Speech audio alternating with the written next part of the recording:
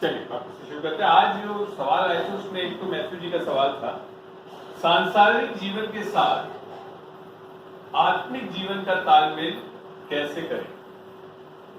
सांसारिक जीवन के साथ आत्मिक जीवन का तालमेल कैसे करें। क्या ये आप लोगों की भी क्वेश्चन है क्या? सोच है ऐसी? स्ट्रगल कर रहे हैं ऐसी चीजों में? हैं? कितने लोग हैं ऐसे जो हाथ उठा कर पता है उठाए ऐसी तो अमूमन सभी हैं, आप नहीं हैं तो उठाते ना हाथ। चलिए, मैं सवाल का जवाब देने की जगह कुछ सवाल पूछूंगा, फिर उत्तर आप लोग देंगे और उसके बाद शायद हम निष्कर्ष पे पहुंच पाएंगे कि बाइबल क्या कहती है, तो फिर बाइबल के वचनों से भी समझाने की कोशिश करूंगा।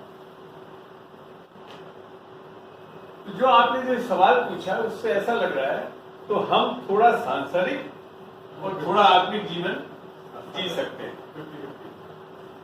50-50, कई लोग तो 90-10 है ना।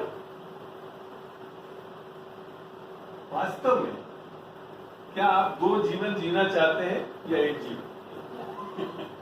आपका सवाल ही गलत है। आपका बाइबल के हिसाब से सवाल ही गलत है। जीवन एक ही हो सकता है, या तो सांसारिक होगा या फिर आत्मिक होगा। ये दोनों चीजें नहीं होती। यहां तक कि बाइबल बताती है ना, ठंडा और गर्म नहीं। उसके लिए तो लिखा है कि मैं तो तुम्हारे को मुंह से उठाती हूं। तो वास्तविकता में जीवन जो धर्म ने सिखा दिया है कि हम जब तक जाकर, जैसे ईसाई है तो कलीसिया में बैठे वचन पढ़े, तब तक तो वो तो है आत्मिक जीवन, और फिर जाकर जब गुल्लक पे बैठे और या ऑफिस में बैठे वो हमारा सांसारिक। ऐसा नहीं, बाइबल ऐसा नहीं बताता। बाइबल में तो सबसे पहले परमेश्वर ने जब बनाया तो क्या लिखा था उत्पत्ति में कि इन्हें be fruitful, multiply, subdue and have dominion. तुम आशीषित, आशीष दी। तो क्या करने के लिए? चर्च में जाकर के फ्रूटफुल होना था? नहीं, चर्च के बाद तो बात ही नहीं करी, परिवार बनाया। तो क्या करा? वो जीवन था। बेसिकली वो क्या है, जो पहले भी मैं सिखा चुका हूं, वो एक मैनेजरियल क्वालिटीज है। एक आप जो मैनेजमेंट करते हैं, हिंदी में प्रबंधन, प्रबंधन की एक ये कुंजियां है जिसके लिए आपको बताया। तो जब मैं तो फिर आगे बढ़ गया। अगर आपसे मैं पूछूं कि मैथ्यू जी से पूछूं, प्लीज फ्रैंकली बताना सांसारिक जीवन क्या है और आत्मिक जीवन क्या है, और आप लोग से भी उत्तर जानना चाहूंगा। सांसारिक जीवन क्या है और आत्मिक जीवन क्या है? जब हम दूसरे लोगों के साथ डीलिंग में जाते हैं जी, तो वहाँ हमारे को थोड़ा बहुत करनी चतुराई और इस तरह से अपनी बातों को मॉडिफाई करके, तो वो अरे सीधी सी बात है, थोड़ा झूठ फूट नमक मिलाना पड़ता है नमक मिलाना पड़ता है, ऐसी चीजें करते हैं। जैसे हम बिजनेस के उसमें होते हैं। समझ गया बात पूरी बोल रहे हैं आप कि थोड़ा सा वचन से परे होकर चलना। और आत्मिक जीवन क्या होता है? सांसारिक को बहुत अच्छा समझाया आप। सत्य ही लगते हैं, सब कुछ साफ सुथरा, सत्य सत्य, कोई मिलावट नहीं, कुछ नहीं। चल रहे नहीं बताइए साहब, इसमें कौन सत्य है? फिर यीशु मसीह कैसे निर्दोष निष्कलंक, कब आएंगे हम? फिर जाओगे कैसे? अगला सवाल पूछो, उद्धार कैसे होता है? उद्धार के बारे में हमने पढ़ा है। उद्धार कैसे होता है? सबसे जवाब चाहूंगा, प्लीज ऐसे मत बैठे रहिए। विश्वास, हाँ विश्वास, विश्वास तो मैंने बताया ना, शैतान भी करता है, ये ही प्रभु है, बल्कि वो थरथराता है। क्या अंगीकार करके कि मैं झूठ बोलता रहूंगा, थोड़ा सा कर, क्या अंगीकार कर यीशु को प्रभु जानकर। बिल्कुल। उद्धार कैसे होता है? जब हम पूर्ण रीति से केवल और केवल यीशु मसीह के क्रूस के किए गए कार्य पर निर्भर करते। अब एक सवाल पूछना, उसका जवाब देना। उद्धार पाया व्यक्ति पापी कहलाया जाएगा या धर्मी? बड़ा सोच समझ के सवाल का जवाब दिया। उद्धार पाया व्यक्ति पापी कहलाया जाएगा या धर्मी? और मैं सबसे सुनना चाहूंगा एक धर्मी आपने बोला, और कोई? धर्मी, और कोई? धर्मी, पक्का। तो धर्मी कैसा होता है आदमी? आप करते हो आप ऐसे धर्मी हो? अरे अभी तो बोलो नहीं है बेटा, अभी तुमने ही बोला। देखो फोन को बंद ही कर लीजिए, साइलेंट मोड पे डालो। और बताइए कोई? नो सर, धर्मी पक्का, लॉक कर ले। अनिल जी धर्मी हो? यीशु मसीह के कारण तो है, अपने कारण जीरो है, पापी। दोनों चीज उद्धार मैंने आप तो फिर कोई बात बोल रहे हो कि मैं पापी भी हूँ धर्मी भी हूँ। नहीं, अगर हम बड़ा अच्छा है आज का डिस्कशन। में बता रहा हूँ आपकी बहुत चीजों को हटाएगा। हाँ बोले। हम लोग किसके खुद की धार्मिकता के हिसाब से देखते हैं तो पापी हम लोग, और अगर यीशु मसीह मैंने तो खाली इतना सा सवाल पूछा कि आपने उद्धार पा लिया तो आज आप धर्मी कहलाएंगे या पापी? धर्मी करेंगे। और कोई है ऐसा भी जो मानता है पापी कहलाता? बहुत लोग मानते हैं। आप भी मानते हो जिस दिन थोड़ा सा भी गलत कर देते हो कि मैं तो पापी हूं, जबकि ये सत्य नहीं है। क्यों नहीं है ये अब समझेंगे जब मानूंगा कि आप सही मान रहे कि गलत मान रहे। क्यों हम धर्मी है, क्यों हम पापी नहीं है? यीशु की धार्मिकता में रहना है। अच्छा, आप भी रह गया, आप भी कर रहे हो, तो कैसे धर्मी हो? लेकिन हमारी आत्मा तो और बंद हो गई। उसने तो अच्छा, प्राण जी और कहीं जा रहे हो, देह और कहीं जा रहा है। समझाता हूं इसको, इस प्रिंसिपल को समझिए। क्या लिखा हुआ है? पढ़ते कोई? रोमियो 5:19 पढ़े।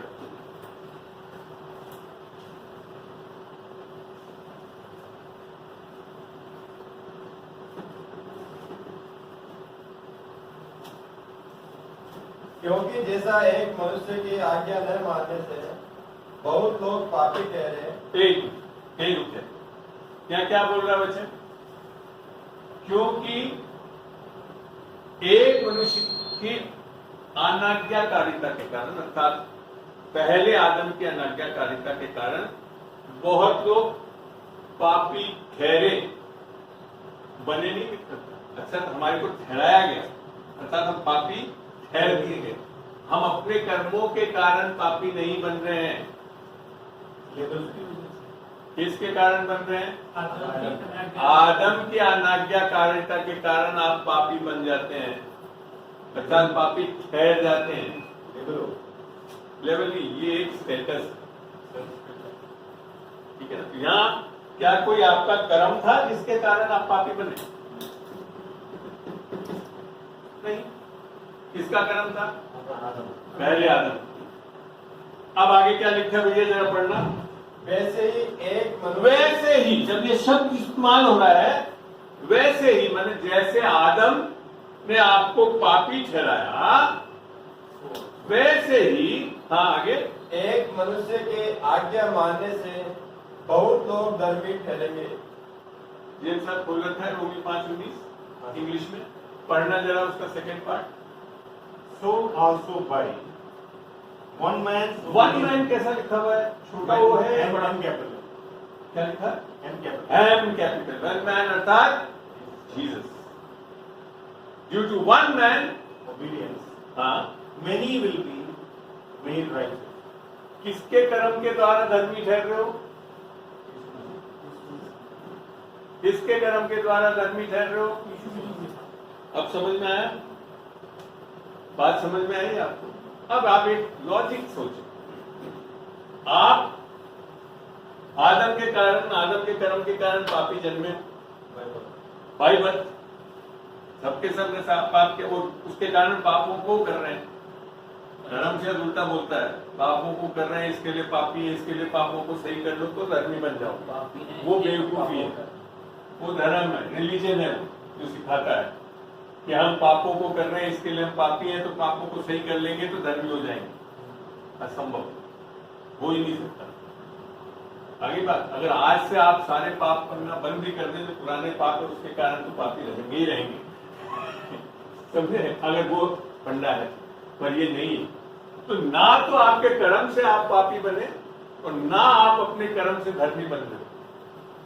ये है बिब्लिकल स्पिरिचुअल ट्रूथ। आत्मिक सत्य क्या है कि हमारे कर्मों के द्वारा ना तो हम पापी बनते ना धर्मी बनते।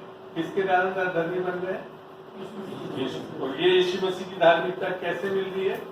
दान के रूप में, विश्वास, कर्मों से नहीं मिलती। पढ़ते हैं रोमी 5:17 पढ़ के देखिए। रोमी 5:17। बीच में आपको कभी भी कोई सवाल हो, कुछ बिना हाथ संकोच करे हाथ उठाकर सवाल पूछ सकते हैं, रोक सकते हैं, मगर ऐसे ही नहीं बैठे जी।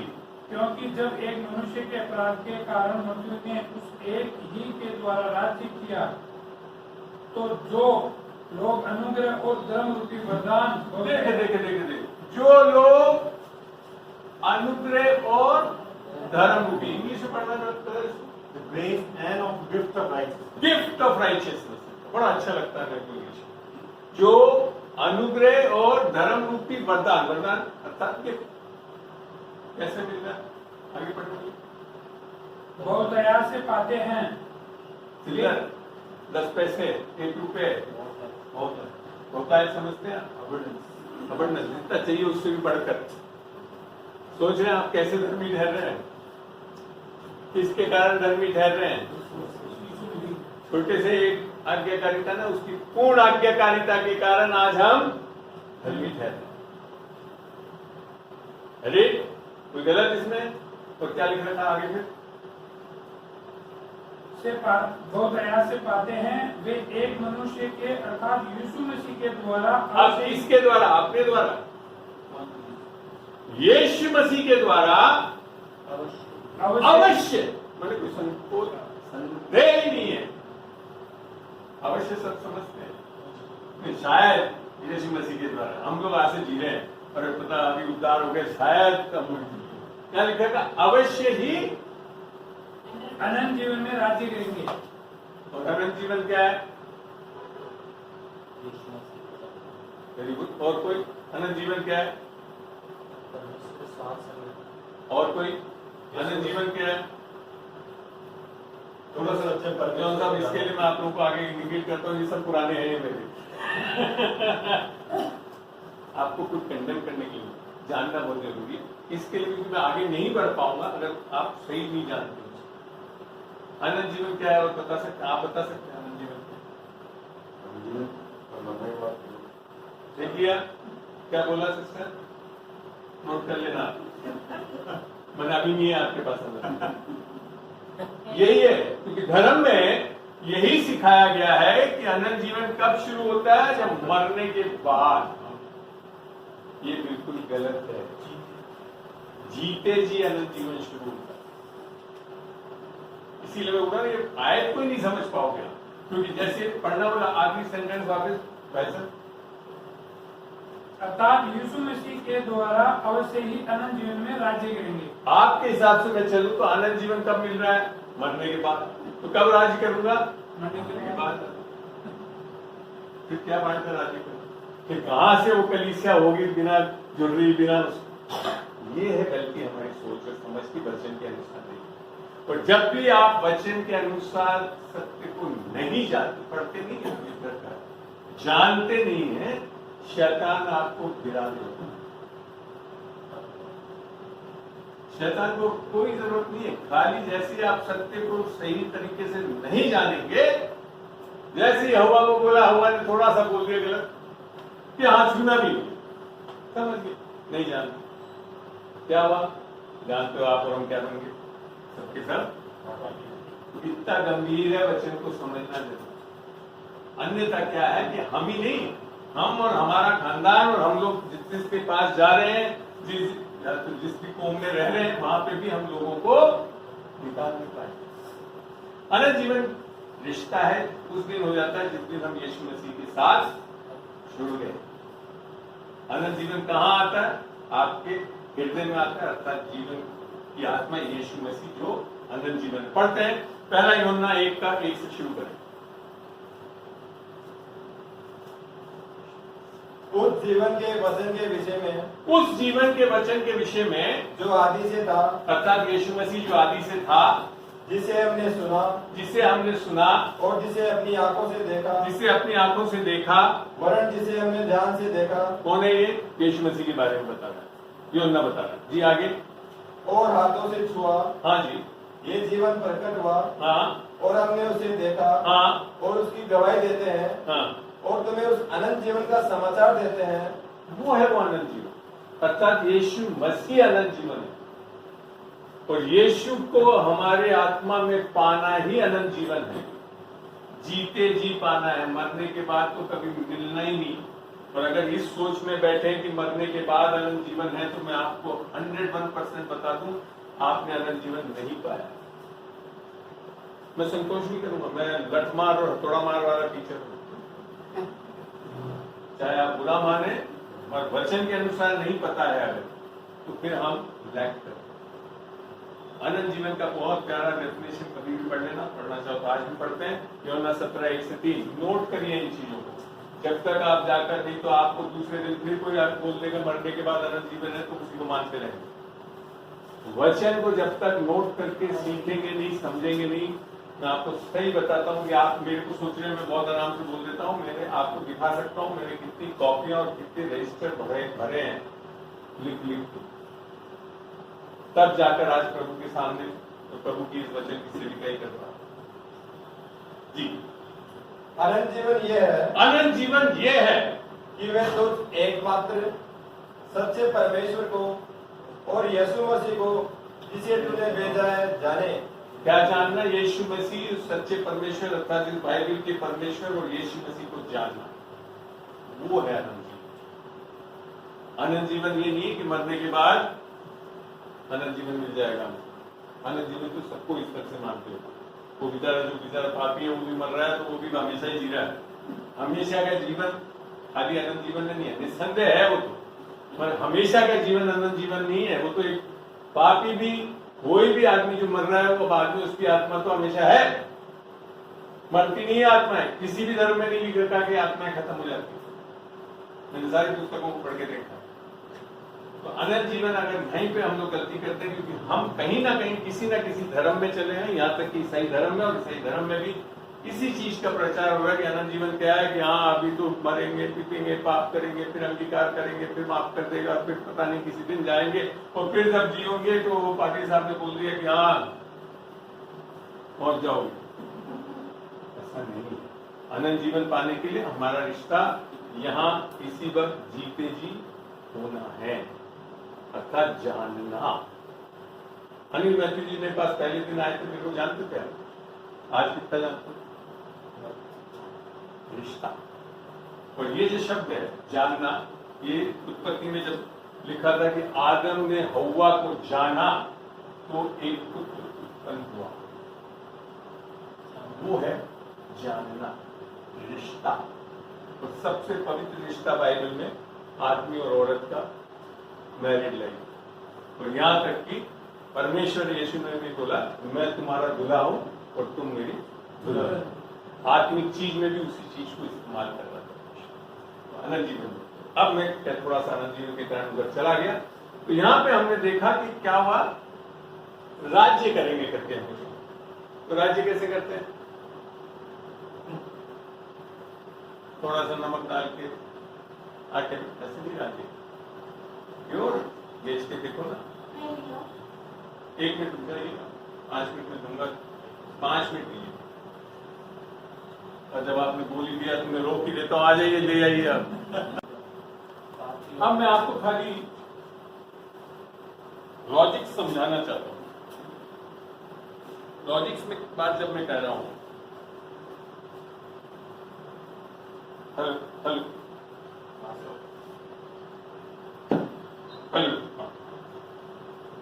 तो आप ना तो अपने कर्म से पापी बने, ना आप कर्म से धर्मी बने।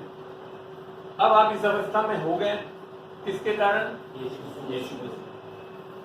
अगर अब आपने आज पाप किया इस धर्मी अवस्था में,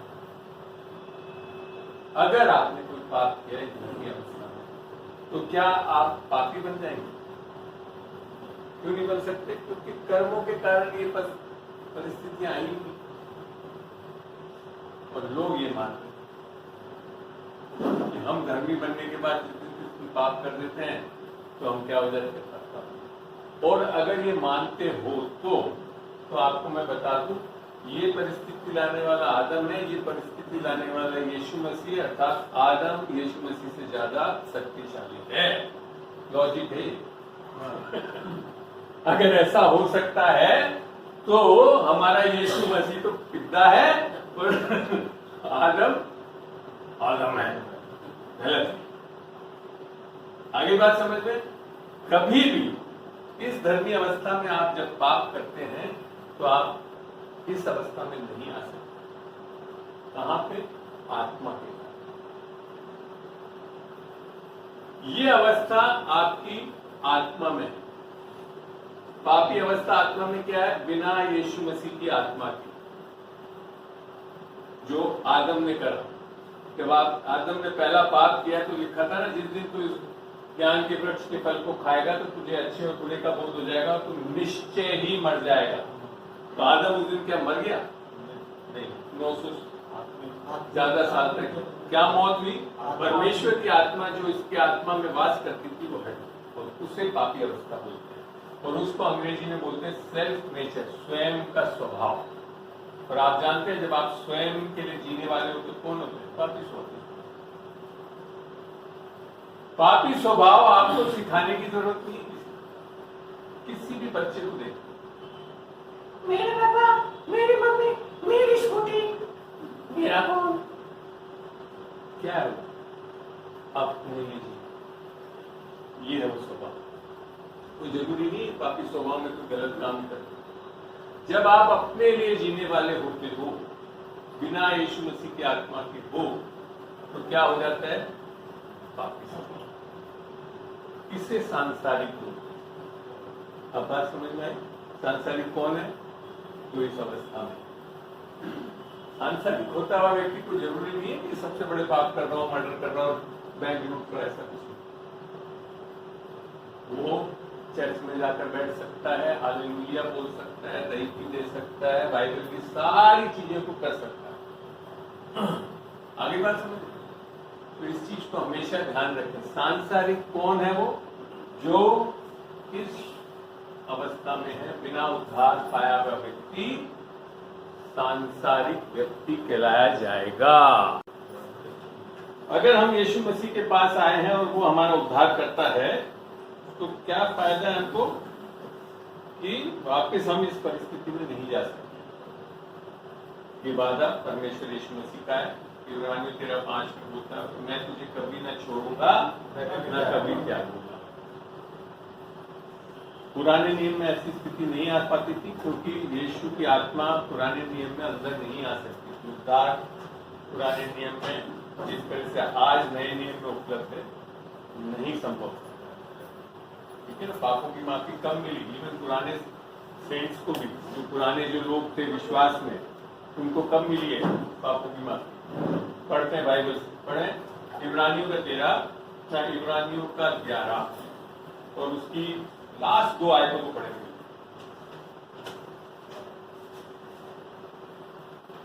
से 39 and 40 जी पढ़े।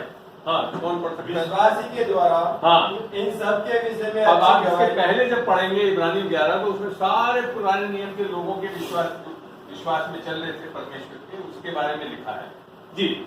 विश्वासी के द्वारा इन सब के विषय में अच्छी गवाही दी, तो भी उन्हें प्रतिज्ञा की हुई वस्तु न मिली। क्या लिखा है? तो भी उन्हें प्रतिज्ञा की हुई वस्तु न मिली। आगे, क्योंकि परमेश्वर ने हमारे लिए पहले से एक उत्तम बात ठहराई। किसके लिए? हमारे लिए एक उत्तम बात ठहराई कि वह हमारे बिना सिद्धता को न पहुंचे। उद्धार भी नहीं पा सकते थे हमारे से। बात समझ में आ रही है? क्योंकि यीशु मसीह मरा नहीं था, जीवित नहीं था। आगे क्या लिखा? 12 में चले हैं। इस कारण जबकि गवाहों का एक ऐसा बड़ा बादल हमको घेरे हुए है, अर्थात पुराने नियम के विश्वासी जो हमारे को घेरे हुए हैं, तो आओ तो आओ हर एक रोकने वाली वस्तु हर एक रोकने वाली वस्तु और उलझाने वाले पाप को दूर करके क्या लिख रखा है? उलझाने वाले आपको पापों को लिख रखा है। आपको बड़ा अजीब बात लगा, हम तो उलझते पापों में, यहाँ लिख रखा उलझाने वाले पाप को दूर करके वह दौड़ जिसमें हमें दौड़ना है धीरज से दौड़े। ये कौन सा पाप है?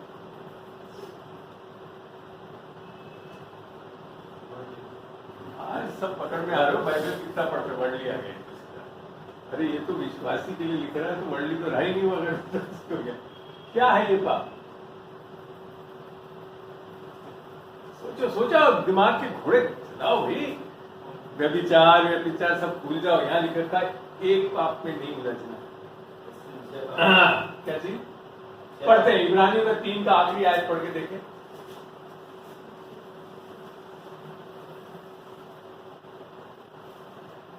आखिरी 1 या 2 आयत पढ़े, इब्रानियों 3 के आखिरी।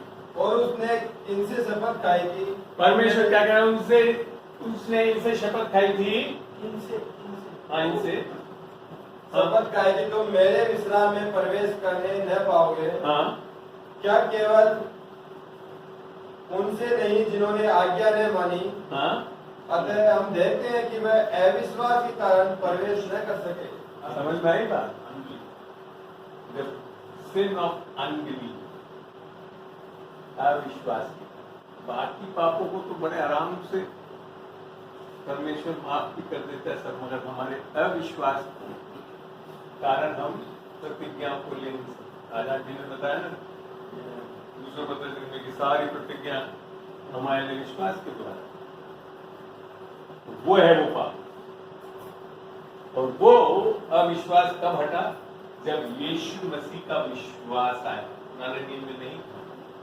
और नए नियम में आकर ये विश्वास भी हमारे को दान के रूप में मिलता है। कब मिलता है? जब परमेश्वर की धार्मिकता, अर्थात जब हम उद्धार पाते हैं। पढ़ते हैं इसके लिए रोमियो का 1 का 16 और 17 पढ़ते।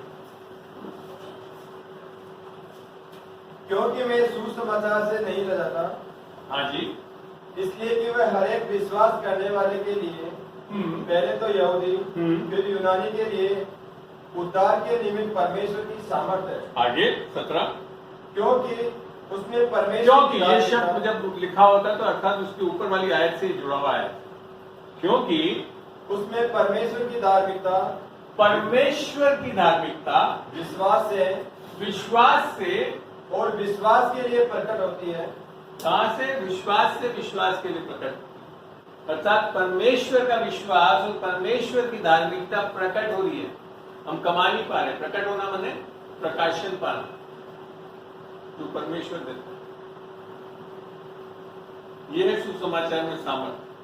जब हम यीशु मसीह के सुसमाचार की वो मेरे लिए मारा गया, गाड़ा गया और तीसरे दिन उठा, और वो निश्चय ही हम उद्धार पाएंगे। क्या मिल रहा है हमारे को? परमेश्वर का विश्वास हमारे अंदर है, तो वो दान है और सबको बराबर मिलता है। ऐसा नहीं कि मेरे को ज्यादा मिल गया और माची जी को कम मिला, तस्वीर जी को कम मिला, सबको बराबर मिलता है। विश्वास का दान सबको बराबर। फिर पढ़ते हैं इसको, पढ़े रोमियो 12 का, थोड़ा ज्यादा पढ़ना पड़ेगा, 1 से 3 तक पढ़ के देखें। बल्कि तीसरी आयत को पढ़े, 12 का 3। क्योंकि मैं उस अनुग्रह के कारण हाँ, जो मुझको मिला है हाँ, तुम में से हर एक से कहता हूँ कि हाँ, जैसा समझना चाहिए उससे बढ़कर कोई भी अपने आप को न समझे। Very good. आगे, और जैसा परमेश्वर ने हर एक को विश्वास जैसा परमेश्वर ने हर एक को विश्वास परिमाण के अनुसार बांट दिया है। हिंदी में पढ़ते हो तो ऐसा लगता है कि अलग अलग ऐसे ही लग रहा है। अंग्रेजी में पढ़ते हैं For I say, to the grace given to me, to everyone who is among you, not to think of himself more highly than he ought to think, but to think soberly, as God has dealt to each one a measure of faith. A measure of old king James version में क्या है? B major. ए major मतलब सबको बराबर। अभी शादी में गए, सूप सब करता है, कैसा देता है? एक को टीस्पून से देता है, एक को सब एक ही चम्मच। तो ये है फायदा, सबको बराबर का विश्वास। तो सबको बराबर भी नहीं, सबको बहुमूल्य विश्वास मिलता है। पढ़ते हैं, पढ़े दूसरा पत्र से 1 का 1।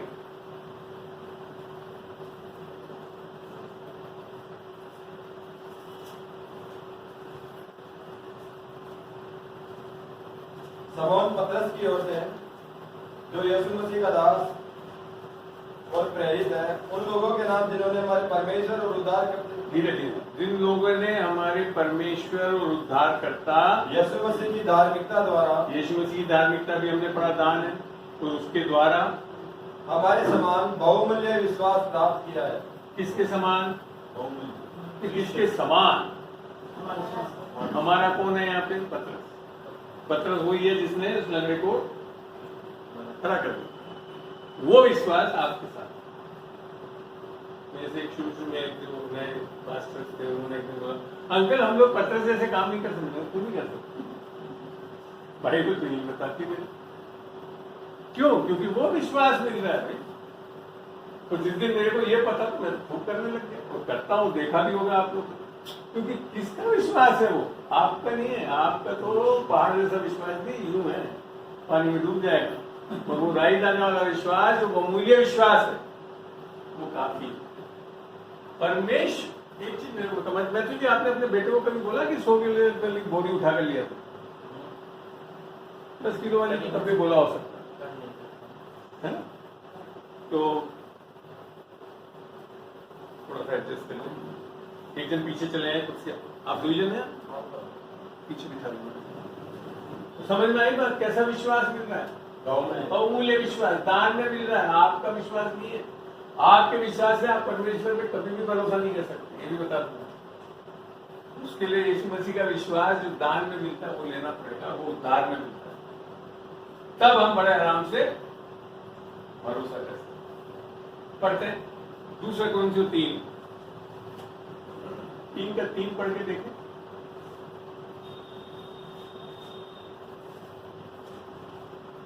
जी, 2 कोरिन्थियों 3 बोला किसी ने?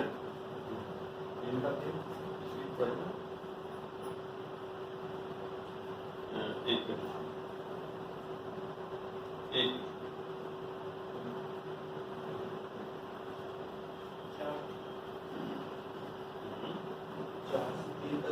जी हाँ, 3 का 4 पढ़। हम मसीह के द्वारा, किसके द्वारा? अपने द्वारा। हम मसीह के द्वारा परमेश्वर पर ऐसा ही भरोसा रखते हैं। कैसे भरोसा रखते हैं परमेश्वर पे? किसके द्वारा? मसीह। अब हम लोग किसके द्वारा करने लग गए हैं दुनिया में?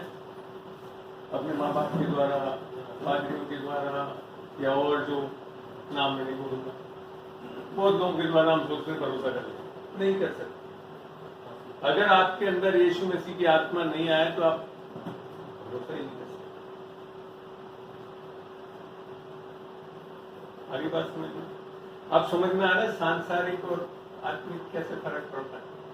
तो जब हमने अगर विश्वास पाया, हमने उसकी धार्मिकता पाई, हम क्या हुए? हम सांसारिक नहीं। अब क्या हो गए? हम आत्मिक। आत्मिक कैसे होते? बाइबल बताती है। पढ़ते हैं रोमियो 8 का 9।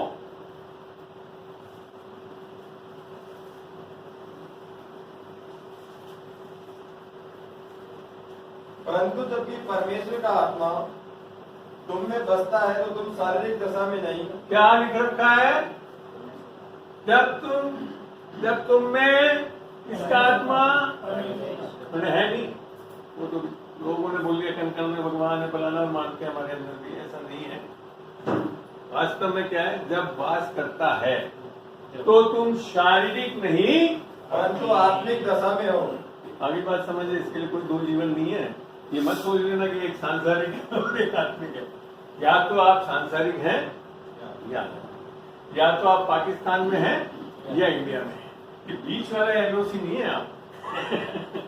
समझ में आ गई बात? जो कि धर्म ने सिखा दिया। हाँ, मैं शैतान जैसा भी नहीं हूँ और मैं परमेश्वर जैसा भी नहीं हूँ, मैं आत्मिक भी नहीं हूँ और मैं सांसारिक भी नहीं हूँ।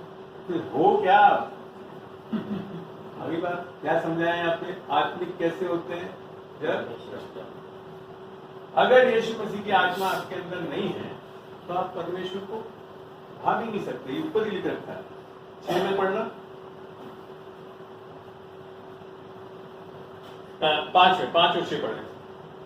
क्योंकि शारीरिक व्यक्ति शरीर की बातों पर मन लगाते हैं, आगे बात समझ में, शारीरिक व्यक्ति शरीर की बातों पे मन लगाते हैं, परंतु आध्यात्मिक आत्मा की बातों पर मन लगाते हैं। आत्मिक बातें क्या है? वचन। आत्मा के लिए लिख रखा है यूहन्ना 6:63 में, ये मेरा वचन जो है वो जीवन और आत्मा है। अब आप बोलो कि अब मैं समझाऊंगा कि नमक चल सकता है, ऐसा नहीं है। अगर हम आत्मिक हैं तो हमको किस पे मन लगाना है? जो वचन बोलता है। और कोई ऑप्शन नहीं है आपके पास। घबराने लगे तो फिर कैसे होगा वो भी आगे बताते हैं। तो उनकी आत्मा जरूर सिखाएगा इस चीज को भी। आगे पढ़ते हैं। आगे पढ़ना भैया, कहाँ तक पढ़ा? शरीर पर मन लगाना तो मृत्यु है। क्या लिख रखा है प्रॉब्लम? शरीर पर मन लगाना तो मृत्यु। और ये बिजनेस तो क्या है? क्या आ गया? किस पे लगा लिया मन आपने? शरीर। अगर ये नहीं करे तो जाएंगे, जाओगे। जैसा सोचते हो वैसा पाओगे, लिखा था बाइबल में ये भी लिख रखा है, as you think so you will. जैसा आप सोचते वैसा हो। चलिए आगे। परंतु आत्मा पर मन लगाना जीवन और शांति है। कहाँ लिख रखा है यहाँ पे शांति नहीं मिलेगी और जीवन नहीं मिलेगा? कहाँ से मृत्यु मिल जाएगी? अगर सचमुच में आप आत्मिक हैं और परमेश्वर के वचन जो कि आत्मा और सच्चाई है उसमें चलेंगे, जीवंती होंगे। इसके अलावा कुछ हो ही नहीं सकता। तो साथ में शांति और मिलती है। आगे बढ़ते हैं। पढ़े भाई आगे।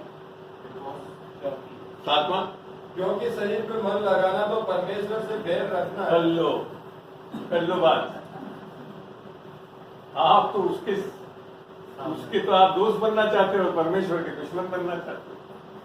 कर लो, क्या आपकी चॉइस है। पर वापिस पढ़ देना इसको। क्योंकि शरीर पर मन लगाना तो परमेश्वर से बैर रखना है। क्योंकि न तो परमेश्वर की व्यवस्था के अधीन है अब देखो। ना तो वो परमेश्वर की व्यवस्था के अधीन है ना। क्यों सांसारिक वाली बातों को मानने लगते? वो ये आत्मा में चल ही नहीं, आत्मा से मान ही नहीं रहो। और ऊपर जाकर फिर क्या बोलता है? 8वां, और जो शारीरिक दशा में है वे परमेश्वर को प्रसन्न नहीं कर सकते। आप उस दुनिया वाले को तो प्रसन्न कर लोगे उसकी तरफ बात करके, परमेश्वर आपसे कुछ नहीं ले सके। आगे बात अब आपके ऊपर है, आप क्या जीवन को मान रहे हो, कैसे सांसारिक और आत्मिक चीजों को मान रहे हो, ये हमारे हाथ में है। क्योंकि अगर हम परमेश्वर की आत्मा के चलने वाले हैं तो हम इन चीजों में नहीं धसेंगे। ऐसा नहीं करना चाहिए हमको। चलिए, हमने 2-3 सवाल काफी सवाल पूछे थे। एक जो सवाल मैं हमेशा विश्वासियों के बीच में रखना चाहता हूं, क्या हम उद्धार के बाद अर्थात हम जब आत्मिक हो गए कभी पाप के बाद पाप करते रहेंगे? एक दिन गुजर सब करते हो, करते रहते हो, आप कर ही नहीं सकते। ये बिल्कुल सुपर स्पीड चल आप कर ही नहीं सकते। सच सच बताते भैया, नहीं करा आज में कुछ बात पक्का बाइबल में लिख रखा है, तब तुम जानते हो भला करना चाहिए, नहीं करा तो पाप है। रास्ते में कोई नहीं मिला बेचारा गरीब तुम्हें नहीं बताओ ऐसा क्या होता है। ये प्रॉब्लम। हम लोग क्या सोचते हैं कि बाइबल जो बता रही है पाप करते नहीं रहेंगे, बिल्कुल सत्य है। क्योंकि यीशु मसीह आपको पाप में नहीं बचाने आया, पाप से बचाने, पापों से बचाने। मत्ती 21 में ये लिखा हुआ। तो पहली चीज जो चीज आता है हमारे अंदर, क्योंकि हम अब आत्मा से चलने वाले होते हैं तो राज्य करेंगे, तो पापों में धंसे नहीं रहेंगे। तो उसको पढ़ के भी देखते हैं। पहले तो 6 का 9 से 11 तक पढ़ेंगे। पहला कोरिन्थियों 6 का 9 से 11। क्या तुम नहीं जानते कि अन्यायी लोग परमेश्वर के राज्य के वारिस न होंगे?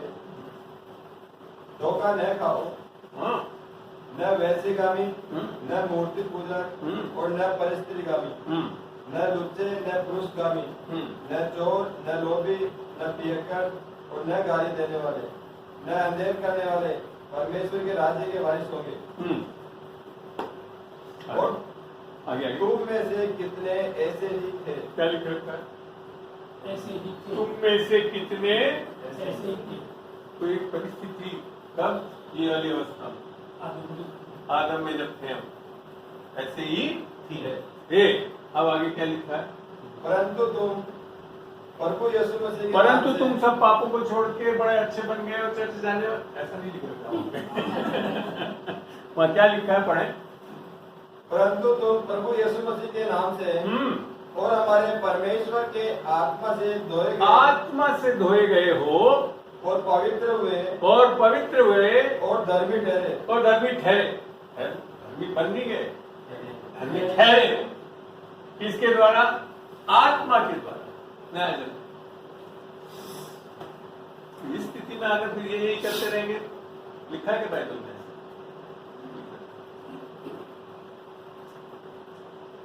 तो क्या फिर बात? अगला सवाल करते हुए चलते हैं, अच्छा लगेगा। क्या उद्धार पाया व्यक्ति कभी पाप कर सकता है? मायावती जी ने बिल्कुल सही नारी लाई। हाँ बोले, क्या उद्धार पाया व्यक्ति कभी पाप कर सकता है? तकबीर जी नहीं कर सकता। और कोई? राम ने तो सब कर रहे, उद्धार नहीं पाएगा।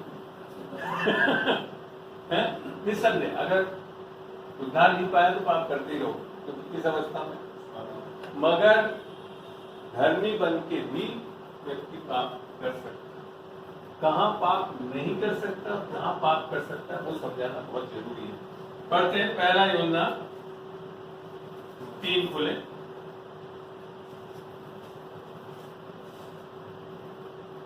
पत्री में पहला यूहन्ना 3। कौन बोला? बहुत अच्छी बात है, पढ़ दो। जिसने बोला वही पढ़ दे। जो कोई पाप करता है वह शैतान की ओर से है। तो यहाँ वाली बात आ रही है, जो कोई पाप करता रह रहा है, अभी भी बेच वगैरह निकलना सब कर रहा है, तो किसकी ओर से? परमेश्वर की ओर से, शैतान की ओर से। आगे क्योंकि शैतान आरंभ से पाप करता है। आगे परमेश्वर का पुत्र इसलिए प्रकट हुआ। अब बात बताइए, क्या आप इस पाप में से नहीं निकल सकते? परमेश्वर का पुत्र इसलिए प्रकट हुआ कि शैतान के कामों का नाश करे। इस काम को नाश करे। आगे जो कोई परमेश्वर से जन्मा है अब लिख रखा है, जो कोई परमेश्वर से जन्मा है वह पाप नहीं करता। क्या लिख रखा है? किसी को पकड़ के आप खोज लो। यहाँ बात है, क्या चीज जन्मी है? क्या आपका सोल अर्थात प्राण और शरीर जन्म गया? नहीं। क्या जन्मा आपका? आत्मा। जो आत्मा से जन्मा है वो परमेश्वर के राज्य में जाता है। ये जो चीज हो रही है वो किसमें हो रही है? धार्मिकता आ रही है आपके आत्मा में, और ये जब आती है इसमें अब पाप नहीं आ सकता। पाप क्या बताया था मैंने? परमेश्वर की आत्मा से अलग आत्मा, वो है पाप, वो चीज नहीं हो सकती। बात समझ में आई आपको? ये जो लिख रहा है ना कि कोई परमेश्वर से जन्मा है वो पाप नहीं करता, क्योंकि उसका बीज उसमें बना रहता है, और वह पाप कर ही नहीं सकता क्योंकि कर्म में परमेश्वर से जन्मा। आपकी आत्मा कभी पाप नहीं कर सकती। आपने अगर सही उद्धार पाया, आत्मा में पाप कैसे? आ ही नहीं सकता। आत्मा में पाप कैसे? आत्मा से अलग होगा, क्योंकि वो विचार छोड़ेगा ही नहीं, कभी त्यागेगा ही नहीं। अब बात समझ में आया? और ये चीजों का जब तक आप अपने इस मन को नया नहीं कर लेंगे इस वचन से, तो वो किसी दिन पाप करेगा। अब यही व्यक्ति जो यूहन्ना लिख रहा था, इसके बारे में देखते हैं। यूहन्ना ने तो लिखा पाप नहीं कर सकता, फलाना नहीं कर सकता। पढ़ते हैं यूहन्ना 1 का 2 पढ़े, 2 का 1 से पढ़ते हैं। नहीं, पहला यूहन्ना 2 का 1। मैं कह रहा हूँ यही व्यक्ति जो ये पत्र है, ये चैप्टर वेप्टर तो अपन ने कन्वीनियंस के लिए बना दिया है, ये पूरा एक पत्र है। इसी पत्र में क्या लिख रहा है यूहन्ना? पहला यूहन्ना 2:1 पढ़े। है मेरे बात को, हाँ। मैं ये बातें तुम्हें इसलिए लिखता हूँ कि तुम पाप न करो, और यदि कोई पाप करे, क्या लिखा? क्या लिखा यूहन्ना जी? अभी तो वहां बोल रहे हो कि आप पाप कर ही नहीं सकते, और यहाँ आप परमिशन दे रहे हो यदि कोई पाप करे। कहाँ पे करता है पाप? प्राण और शरीर। बाइबल में हिदायत दी गई है 104:28 में, शैतान को जगह मत, अवसर मत दो। आप हैं जो अवसर देते हैं। परमेश्वर तो आपको सुरक्षित रखना चाहता है, और उस पाप से बचने के लिए शरीर की लालसाओं को अवसर मत दो। अब वो कैसे होता है? पढ़ते हैं गलतियों 5:16।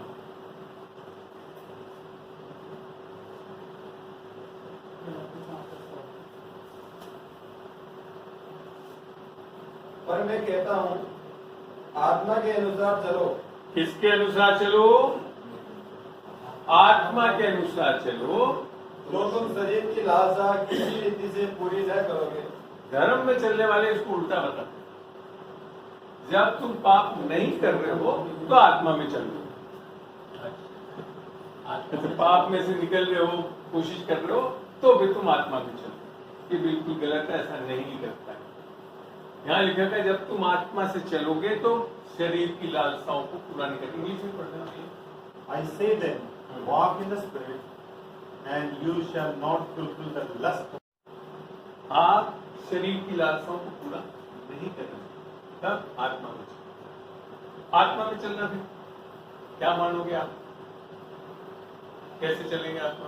पढ़ते ही यूहन्ना 6:63। वचन दिए जा रहा है, मैंने कुछ बना नहीं रखा, नोट में खाली बाइबल खोल के बैठा हूं। Gospel. हाँ, यूहन्ना 6:63।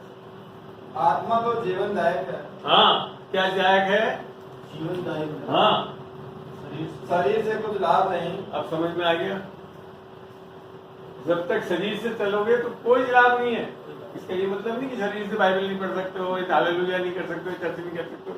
यहाँ पे भी हो सकता है, किसी का नाम नहीं तो हो सकता है शरीर में ही हो, अभी भी यहाँ बैठे हुए सब सुन रहे हैं।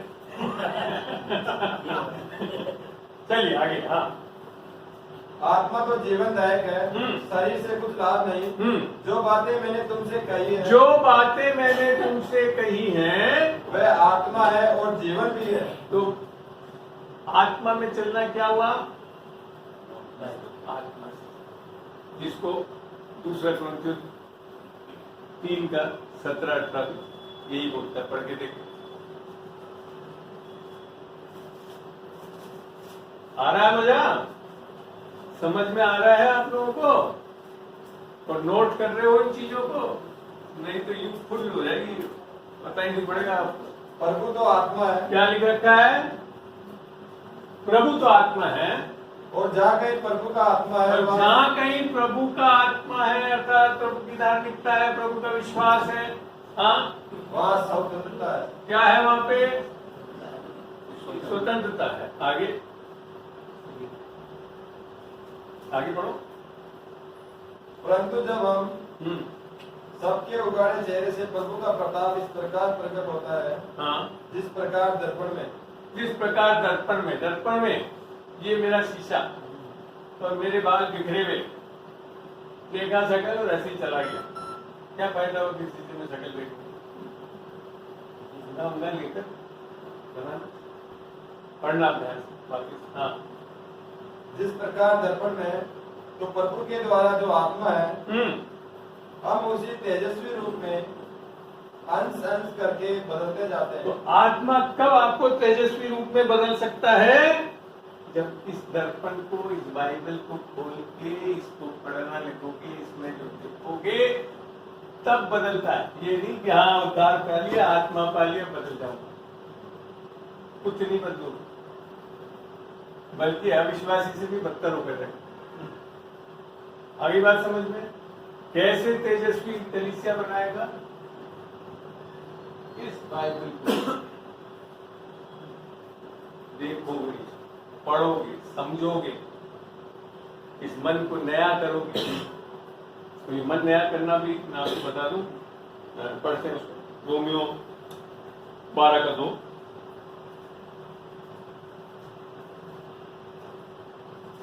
तो भी 12 कर दो। इस संसार के सदृश न थोड़ा धीरे धीरे पढ़ना भैया। हाँ बोल बोल। परंतु तुम्हारे मन के नहीं हो जाने से तुम्हारा चाल चलन भी बदलता जाए। कैसे कैसे कैसे? इस संसार के सदृश से मत करो। संसार से तो आए हो ना, सांसारिक से, पर अभी भी बने हुए कहाँ हो? संसार की तरह बने रहना चाहते। माता जी ध्यान से सुनिए, संसार में थे, सांसारिक चीजें से चल रहे थे, अब आप वापिस उसी सांसारिक चीज में चलते रहोगे तो क्या प्रॉब्लम होगी? मरनी है, नया नहीं। तो इसके लिए क्या लिखा है? वापिस पढ़ना भैया।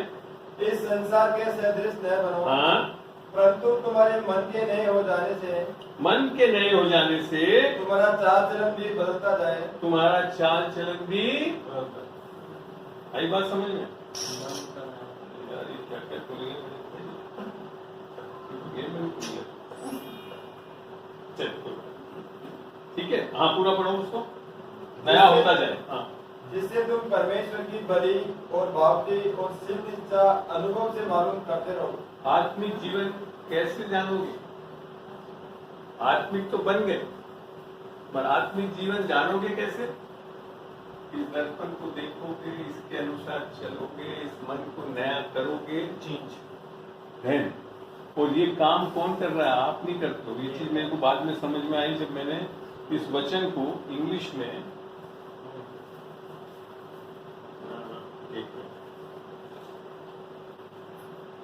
रोमन्स 12:2 NLT बाइबल है अंग्रेजी की, न्यू लिविंग ट्रांसलेशन। उसमें बड़ा अच्छा लिखा है, don't copy the behaviour and customs of this world. अब आप कोशिश कर रहे हो ना, थोड़ा तो उनके जैसे थोड़ा तो चलना पड़ेगा। बड़ा स्पष्ट लिखा है, don't copy the behaviour and customs of this world. इस संसार की रीति रिवाजों को मत धारण करो, बट लेट गॉड ट्रांसफॉर्म। आप नहीं कर सकते। परमेश्वर, और परमेश्वर का वचन स्वयं परमेश्वर है, वो आपको जब बदलता है into a new person by changing the way you think। संसार की सोच क्या है? आटे में नमक चलता है, थोड़ा झूठ बोला जा सकता है, तोल में फर्क करा जा सकता है, थोड़ी लालच की जा सकती है, बिजनेस में फायदा लेने के लिए लोगों को कुछ बेवकूफ बनाया जा सकता है। ये सब संसार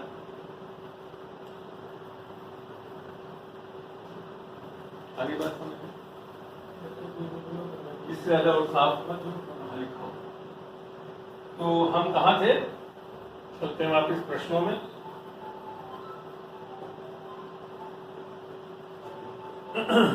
फोन जरा बंद कर लें, ऑफ कर दें या साइलेंट मोड में डाल दें।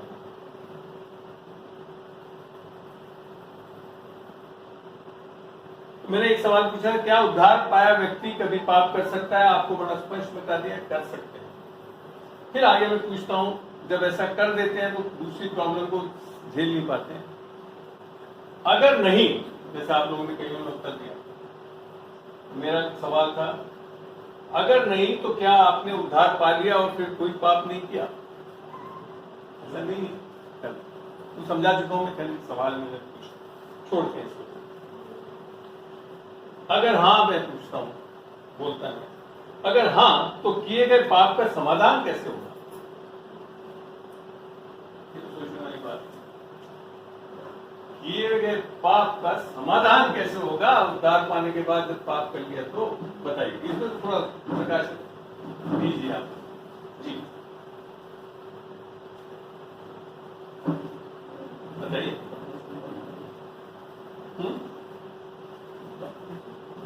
कुछ मत करो, जोर से बोलो, इधर दे लो यार, मैं पूछ रहा हूँ उसको जवाब क्यों दे रहे हो? अंगीकार करो, पश्चाताप करो। अंगीकार करो, पश्चाताप। मेरा तो बताना, अगर कोई पाप किया तो क्या करोगे? बोल दो, सोच लो कोई पाप और उसको बोलो कैसे करोगे अंगीकार करके पश्चाताप। भाई को पाप हो गया, हाँ जी, तो परमेश्वर से प्रार्थना करेंगे कि प्रभु ये मेरे से पाप हो गया और मुझे सामर्थ्य और अनुग्रह दीजिए कि आगे से दोबारा मेरे से ये पाप नहीं हो। ये पश्चाताप, ये अंगीकार पश्चाताप। ये फिर कर लिया तो अनुग्रह मांग रहा हूँ, सामर्थ्य से मांग रहा हूँ, हो जाता है एक बार में। ठीक, और ऐसे करते रह गए तो और फिर किसी बार एक बार पश्चाताप नहीं करा तो भूल गए। काम होता हंसने की बात है, सीधी बात पूछ रहा हूँ। ऐसे तो होता है। उधर फिर क्या जाओगे? हो सकता है ये एक्टिविटी लगातार कंटिन्यू होते रहो। हाँ वही थी। मैं आपने थोड़ा अलग ढंग से बड़ा मुंह फट के बोल दिया। यही तो पूछा, अगर कोई उद्धार व्यक्ति पाप कर दिया तो उसका समाधान क्या है? सबसे पहले मैं बता दूं, समाधान कर चुका है परमेश्वर। आपके पाप करने के बाद कुछ समाधान नहीं कर रहा है। यीशु मसीह हम सबसे पहले आ चुका है, समाधान 2000 साल पहले कर चुका है। परमेश्वर ने सारे जगत के पाप को माफ कर दिया, ये जानते नहीं है। इसके लिए सारी चीजों में अटक जाते हैं, अंगीकार करने में, पुराना करने में, और सही ढंग से समझता नहीं है कैसे। ये है वो परमेश्वर का प्रेम, ये है वो उद्धार। आपके पाप करने के बाद तो आया नहीं यीशु मसीह, और आपके सारे पाप यीशु मसीह के क्रूस पे किए गए कार्य की बात की है, सब माफ हो गए। ये जब तक दिमाग में नहीं घुसाओगे ना, ये सारे धर्म में चलने वालों की तरह फिर पश्चाताप करते रहोगे, फिर किसी दिन कोई आकर बोले अगर आपका पाप रह गया तो क्या करोगे? लग जाओगे, सोच जाओगे, क्या सारी चीजें सोचते हैं। लेकिन इसमें एक वो सब समझा चुका, वो सवाल एक पूछ रहे हैं, आप पूछो। भाई उसमें लॉजिक ये है कि जैसे प्रभु यीशु आ चुके और हम जो पाप करेंगे उनका समाधान हो चुका, हाँ। तो फिर पाप करते तो मेरे को एक चीज बताओ, लोग नरक क्यों जा रहे हैं? हाँ, चल आपको उत्तर अभी दे। लोग नरक क्यों जा रहे हैं बताइए? इसी वजह से किस वजह से? बोलो, स्पष्ट बोलो यार। भाई इसी वजह से अरे इस वजह नहीं, किस वजह से बोलो, स्पष्ट बताओ मेरे को। क्यों आ रहे हैं? कि पापों को करना है? आपको पापों को लेने इसलिए क्या कारण हो सकता है? ये ये अविश्वास जो आपसे यही आ गया। लोग नरक इस संसार में इसके लिए जा रहे हैं कि वो पापों की माफी को नहीं ले रहे हैं, इसके कारण। आई बात समझ में? नरक जाने का कारण आपके पाप नहीं है, क्योंकि आप उस फॉरगिवनेस को नहीं ले रहे हो जो यीशु मसीह में है, और वो खाली यीशु मसीह के सुसमाचार, उसके अंगीकार करने से, उसके विश्वास करने से आप इसके लिए पाप कर। मैं बता रहा हूँ ये सारे क्या है, ये हमारा धर्म वाला जो है ना दिमाग, वो यही सोचता हो हिसाब रखता नापेगा तोलेगा, कम करा ज्यादा करा, इधर भेजेगा थोड़ा, ऐसा नहीं। पढ़ के देखते, पहला कुरिन्थियों 2, दूसरा कुरिन्थियों 5 का 18 और 19 पर।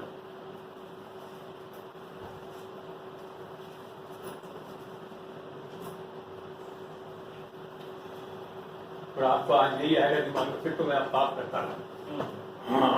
आ रहा समझ में। दूसरा कुरिन्थियों 5 का 18 और 19 पर। ये सब बातें परमेश्वर की ओर से हैं, जिसने मसीह के द्वारा अपने साथ हमारा मेल मिलाप कर लिया। कैसे मेल मिलाप को आपका परमेश्वर से? आपके द्वारा तो नहीं मानना, कोई मैं समझाया ना इसमें आए ना उसमें आए। आगे और मेल मिलाप की सेवा हमें सौंप दी है। हाँ, अर्थात परमेश्वर ने मसीह में होकर अपने साथ संसार का मेल मिलाप कर अब दिया। बोलना संसार का मेल मिलाप कर दिया। अरे संसार तो अभी सब पाप में दसी भी सब कैसे कर दिया? आगे और उनके अपराधों का दोष उन पर नहीं लगाया। क्या लिखा है? क्या लिखा है ना? अब आप तो लगाए जा रहे हो। दोष ही नहीं लगे। दोष ही नहीं लगा रहा परमेश्वर, क्योंकि हम इस चीज को, सत्य को जानते नहीं है। इतना महान प्यार है उसका। आगे और उसने मेल मिलाप का वचन हमें सौंप दिया है। आप कुछ बोल रहे हैं? आगे पढ़ते हैं। इसलिए हम मसीह के राजदूत हैं। इसलिए हम मसीह, बता रहे हो जाकर लोगों को, हम कभी भी उलझाए जा रहा था, पाप कर दिया तो करोगे नहीं। आपको सही बात बताना है, पाप माफ कर चुका है आपको। आगे मानो परमेश्वर हमारे द्वारा विनती कर रहा है। मानो परमेश्वर हमारे द्वारा विनती कर रहा है। हम हाँ, मसीह की ओर से निवेदन करते हैं हाँ, कि परमेश्वर के साथ मेल मिलाप कर दो। आप लिखा था मेल मिलाप कर दो। मेल मिलाप कैसे हो रहा है? यीशु मसीह के लहू के द्वारा अर्थात उसके माफी के द्वारा कोई सबसे महान कार्य पापों की माफी। संगई नहीं मानकर पापों की माफी। इसके लिए सबसे बड़ा चमत्कार आपका उद्धार जो यीशु मसीह की तरह। ये नहीं कि कैंसर से हील हो गए फलाना है, वो है सबसे बड़ा। तो उसको हम बात बता नहीं रहे, हम जहाँ पे जा रहे हैं ऐसी ऐसी सिद्धांतों में चल चल के सोच रहे हैं कि अभी भी यहाँ कुछ करना है। प्रायश्चित ये सब चीजें बाइबल की हैं और उद्धार पाया हुआ व्यक्ति बड़े आसानी से प्रायश्चित कर ले। इसके लिए नहीं कि उसको पापों की माफी मिली, उसको पता है कि पाप माफ हो चुके, वो पता तब एक जीवन निष्कलंक निर्दोष बिना जुर्री कलीसिया बनेगी। और इसको बता नहीं रहे, इसके लिए ऐसी हालत हो रही है जैसे आज हम जब विचार विमर्श करा दिमागों में आई बात समझ। सुसमाचार सामर्थ्य लेकर रखा है उद्धार के। आपकी सामर्थ्य से उद्धार नहीं होता। सुसमाचार पढ़ के देखे वापिस, पहला रोमियो 1:16 पढ़े वापिस एक बार।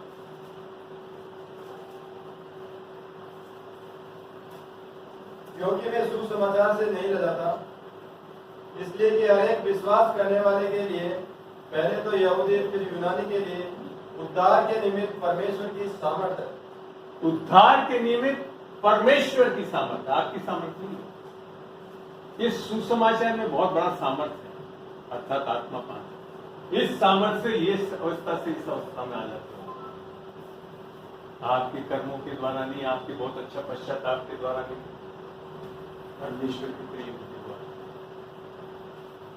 उस वचन के, जैसे आंटी ने बहुत वचनों को बताया, उस अविनाशी वचन के नए जन्म से।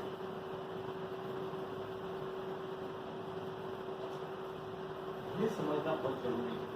और जब तक आप अपने मन को इन चीजों से नया नहीं करेंगे तो आप बताना, जैसे आज हम विचार विमर्श में अटके रहेंगे कहीं ना कहीं, फिर यही सोचेंगे कि संसार में भी रहे थोड़ा सा फलाना।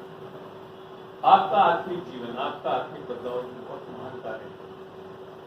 जैवन से भी बढ़कर जैवन करने वाले कहता ना रोमियो, हम जैवन से भी बढ़कर है। मेरे को पहले एक बार समझ में नहीं आया जैवन से बढ़कर जैवन क्या है, तो मेरे को तब ध्यान आता है जब मेरे दोनों बेटे बड़े अच्छे थे स्विमिंग में, बड़ा बेटा बास्केटबॉल में स्विमिंग दोनों, और वो सेंट डेविड से रिप्रेजेंट करते थे स्टेट लेवल नेशनल लेवल तक। और वो जब कप लेकर आते थे और वो कप मेरे हाथ में होता था, तब मेरे को एहसास हुआ जैवन से बढ़कर जैवन। मैंने कुछ करा नहीं मगर वो चीज मेरे हाथ में। ये है यीशु मसीह का उद्धार। ये है वो यीशु मसीह जो आपको पाप के कीचड़ में से निकाल के एक ऐसी चट्टान में खड़ा करता है जहां आप जैवन। कब? जब आप इन चीजों को समझ ले, इस सुसमाचार को जैसे मैंने बताया लोगों के बीच में बताने वाले हैं, ना कि ये डरते कि अच्छा अगर हम यूं बोल देंगे सारे पाप माफ हो गए तो लोग पाप करते रहेंगे, ऐसा कहीं नहीं लिखा। क्योंकि अनुग्रह से पाप की प्रभुता रहती नहीं। पढ़ते हैं रोमियो 6:14। क्यों रहती है? क्योंकि हम व्यवस्था में चलते हैं, क्योंकि हम अपने बल से, अपनी सामर्थ्य से परमेश्वर से लेने की कोशिश कर रहे हैं। तब तुम पर पाप की प्रभुता न होगी, क्योंकि तुम व्यवस्था के अधीन नहीं वरन अनुग्रह के अधीन हो। आमीन। तो कैसे हम एक जयवंत कलीसिया बनेंगे? जिसमें एक सवाल आज जेम्स साहब ने भेजा था, कुछ वर्सेस को लिख के, क्या था भैया? इब्रानियों का इन्होंने बोला था 12:22 से 24। आमीन। 18 से मैंने यहाँ पे यही लिखा था, to be seen from verse 18।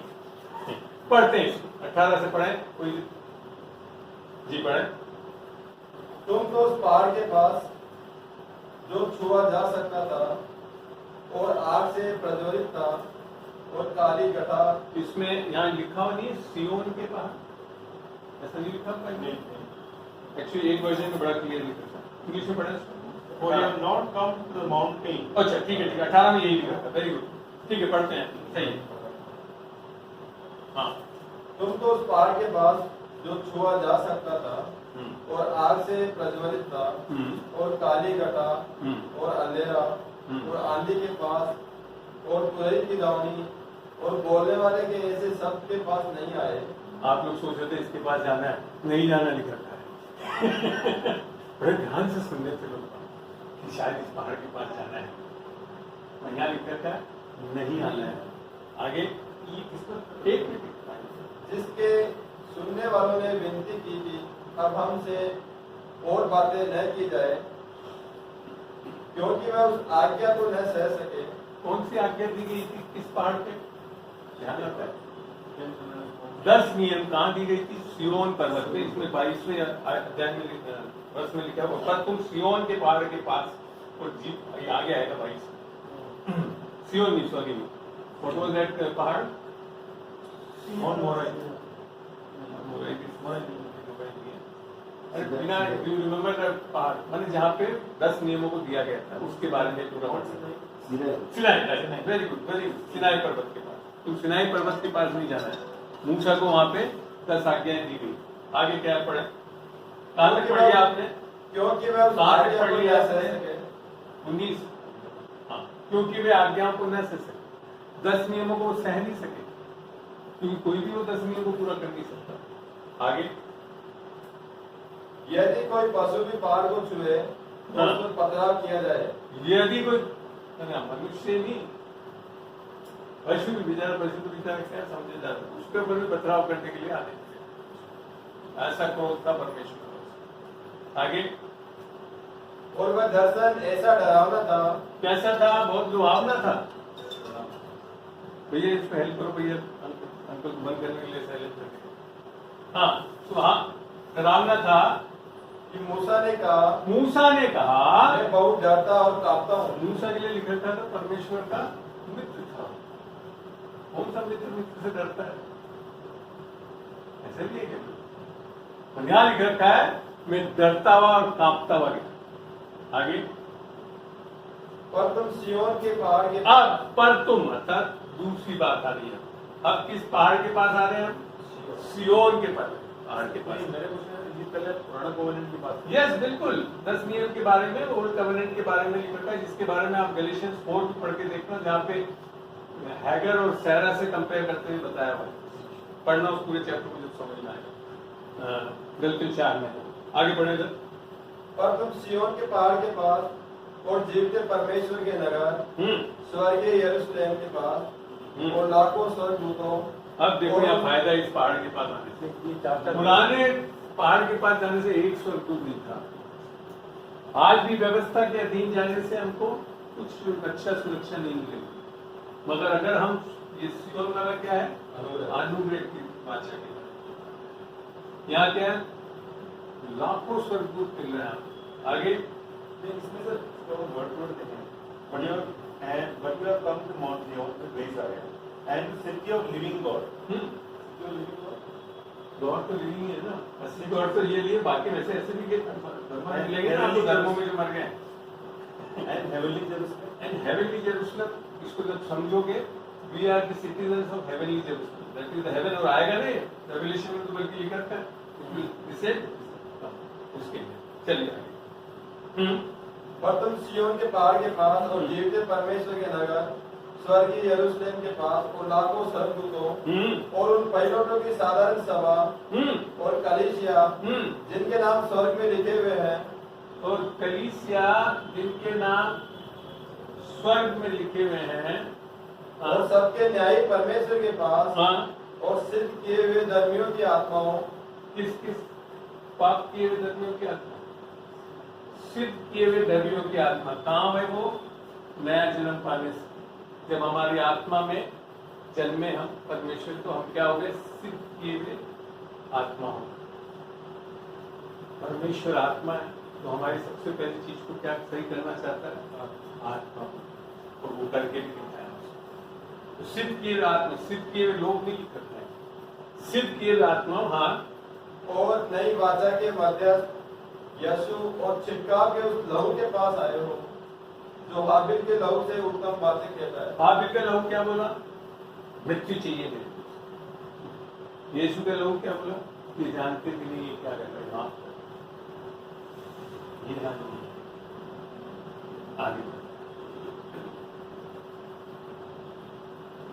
पढ़ते रहो, लास्ट तक पढ़ना है। सावधान रहो सावधान रहो और उस कहने वाले से मुंह न फेरो, और उस कहने वाले से मुंह न फेरो, क्योंकि वे लोग जब पृथ्वी पर के चेतावनी देने वालों से मुंह मोड़कर न बच सके, तो हम स्वर्ग पर से चेतावनी देने वाले से मुंह मोड़कर कैसे बच सकेंगे।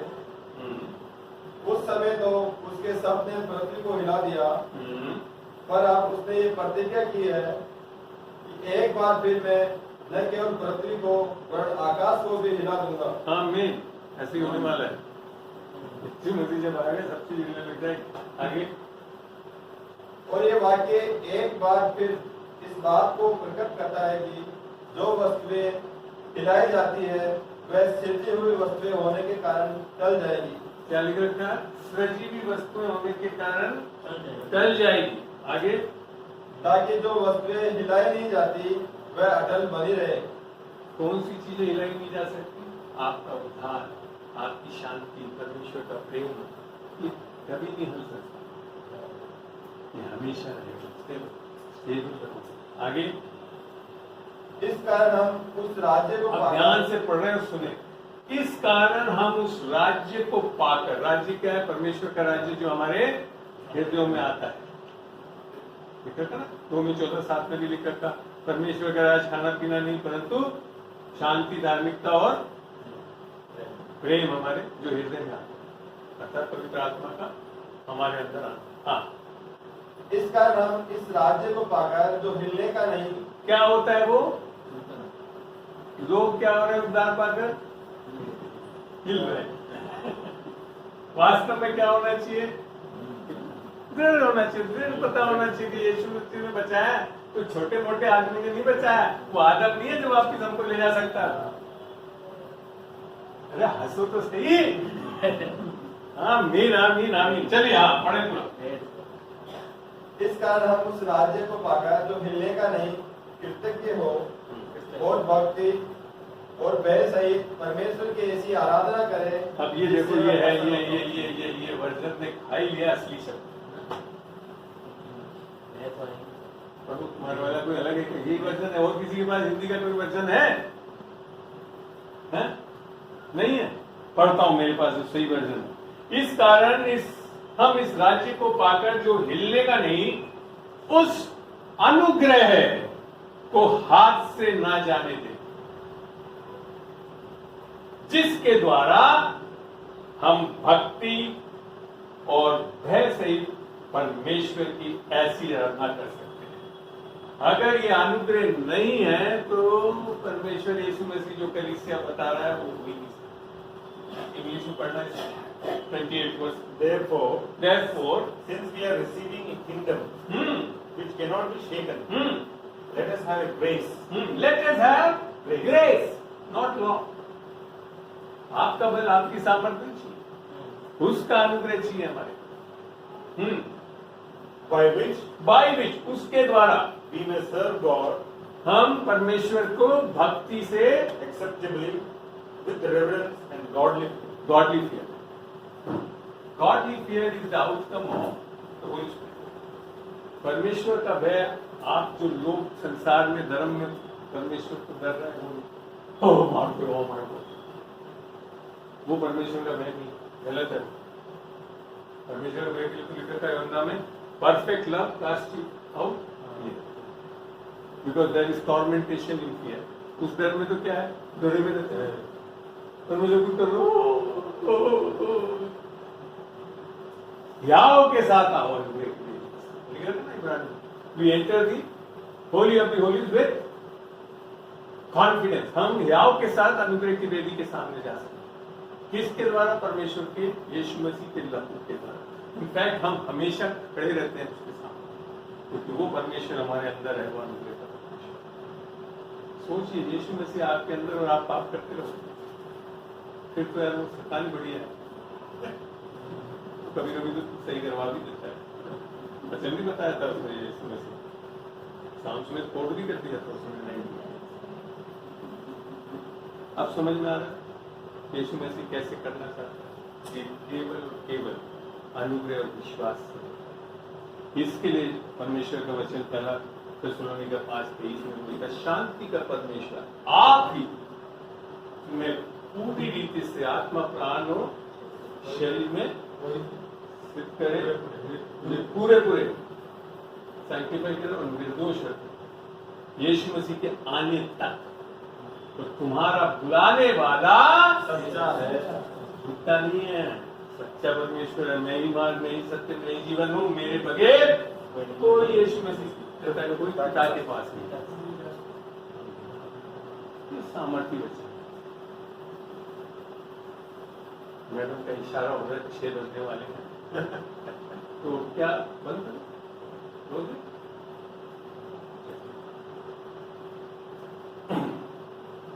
तो यहाँ तक मैंने जब बताया है जी, हाँ कर रहा हूँ, परमेश्वर जरूर ले जाएगा। मैं खाली क्योंकि 1-2 सवाल जो रह गए, एक आधा सवाल ही रह गए, उसी को खत्म करना चाहता हूँ। एक सवाल में सारे तो नहीं ले पाऊंगा, और भी थे सवाल।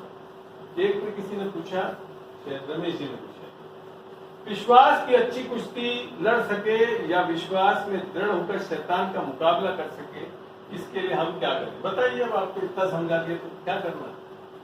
ये तो दुनिया जी बता दें या आप में से कोई बताए इस चीज के लिए? तो क्या करना?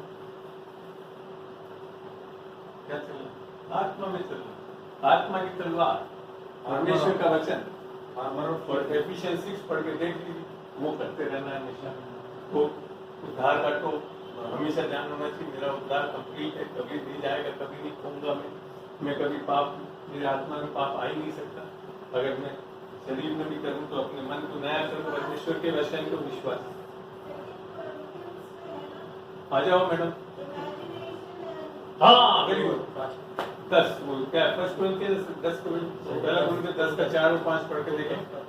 अच्छा वो भी पढ़ते हैं उस वचन को भी, कई लोग उसको भी गलत से। कौन सा है वचन? ध्यान देना।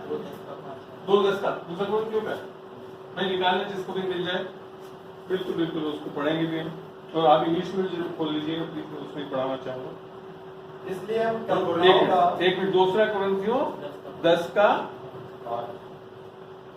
4 से पढ़, क्योंकि हमारी लड़ाई के अरे एक बार इसको तो 3 से पढ़े, तो ये बहुत बड़ा सत्य है। आप क्या लिखता है? क्योंकि यद्यपि हम शरीर में चलते फिरते हैं, अनिल जी, यद्यपि हम शरीर में चलते फिरते हैं तो भी शरीर के अनुसार नहीं लड़ते, तो भी शरीर के अनुसार नहीं लड़ते। आगे, क्योंकि हमारी लड़ाई के हथियार शारीरिक नहीं पर गढ़ों को ढा देने के लिए परमेश्वर के द्वारा सामर्थ्य है। आमीन। आगे, इसलिए हम कल्पनाओं का, अब आपने क्या करी? वो ऐसा सोचेगा, क्या हो गया वो? आगे, और हर एक ऊंची बात का जो परमेश्वर की पहचान के विरोध में उठती है, सब विरोध की बातें करते हैं वो।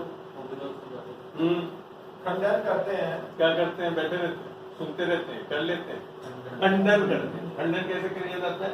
बोल के। आगे, और हर एक भावना को कैद करके मसीह का आज्ञाकारी बना देते हैं। अब ये हिंदी में बड़ा हल्का लगता है, इंग्लिश में पढ़ना जरा फिट करो।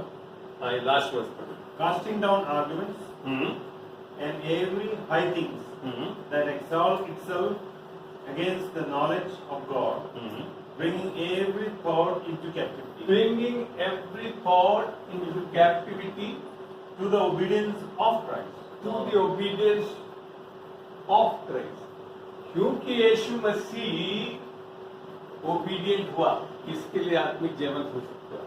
आपकी कोई ओबीडियंस से नहीं आता है। That is gospel. ये है सुसमाचार। क्योंकि यीशु मसीह की आज्ञाकारिता के कारण हम धर्मी थे।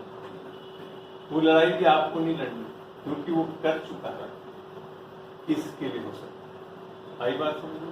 वर्सेस को हम ध्यान से वर्जन के कारण कई बार समझते नहीं, इसके लिए स्टडी करना सीखो। अगली बाइबल क्लास में लेंगे, थैंक यू, नहीं करेंगे, उसको भी लेंगे। मगर यहाँ पे जो मैं बताना चाह रहा था, आपके पर यीशु मसीह के अधीन की आपकी आज्ञाकारी करनी है, क्योंकि यीशु मसीह आज्ञाकारी हो गया, इसके कारण हम कर सकते। शैतान आकर आपसे खाली यहाँ बातचीत करें, ऐसा नहीं हो सकता जैसा वो बोलते हैं वैसा हो सकता, तब क्या करना आज्ञाकारिता, क्योंकि मेरा यीशु मसीह आज्ञाकारी हो गया, इसके लिए मैं आगे विचारों की पुस्तक। ये है विचार। तब आप परफेक्ट चर्च जो चाहता है परमेश्वर। आशा करते हैं कि आज की इस बाइबल क्लास से आप लाभान्वित होंगे, और अभी भी कोई आपके कोई सवाल हो तो आप लिख के भेजिएगा कि पहले कुरान अंतिम क्लास में आगे हम कोशिश करेंगे ऐसे ही मिलते रहें और आप लोग के बीच में सत्य के वचन को ला सकें।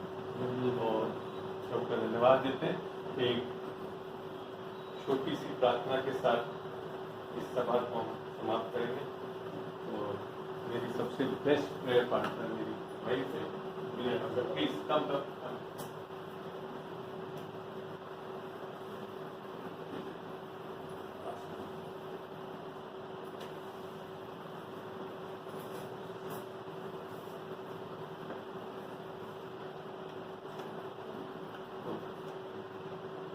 पिताजी, हम आपका धन्यवाद करते हैं इस समय के लिए, और आपके जीवित वचन ने हमारे को प्रभु निखारा है, बनाया है, सृजा है ताकि हम नए हो प्रभु आपके जीवित वचन के द्वारा। आपके जीवित वचन के में आपकी जो जीवन है और अनंत काल का जीवन है और बहुतायत का जीवन है प्रभु जी, और फलों से लदा हुआ जीवन है प्रभु जी। प्रभु इस जीवित वचन को प्रभु जी हम अपने हृदय के अंदर गहरी रीति से जड़ पकड़ने दें। ऐसी आप सबको जो आए हैं उन्हें सामर्थ्य इनायत कीजिए प्रभु जी। अगर हृदय की भूमि पे प्रभु जी कोई भी पथरीली चीज है जो कि जड़ नहीं पकड़ने दे रही है, प्यारे खुदावंदा प्रभु जी वो साफ की जाए, वो साफ की जाए।